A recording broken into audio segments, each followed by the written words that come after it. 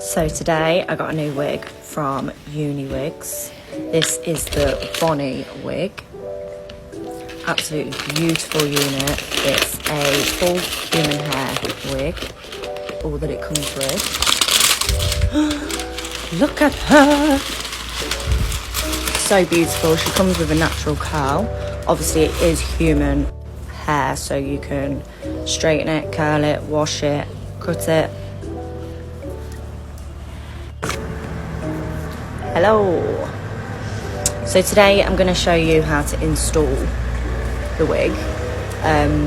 Usually I would glue it and hairdryer it, etc., but nowhere to go today, so I'm just going to show you how you initially put it on your head and cut the lace front. So as I said, it's lace front and then it's got the lace right to the back. At the back you've got adjustable clips, really fiddly when you've got acrylics. But basically you unhook that, pull that out, there's one on each side, and then you hook it into the middle and that will adjust your head size. I always need it on the smallest because I've got a head. So that will do the size. Pop it on, make sure all your hair is kind of pushed back and tucked behind your ears. You should really use a wig cap, but I don't get on with them. So yeah, she looks really beautiful and natural. She's a really good piece. The front line is just beautiful. So you want to get yourself 2 clips. Scrape back as much of the hair as possible.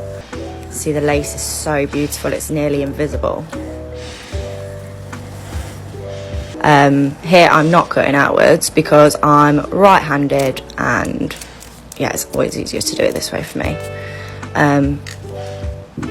But yeah, cut it round. It can be really fiddly. Try and not cut too many baby hairs because you're going to want them to like glue to your head to make it look a bit more natural if you're going out.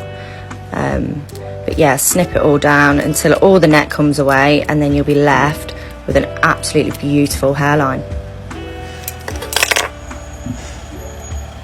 Ta-da!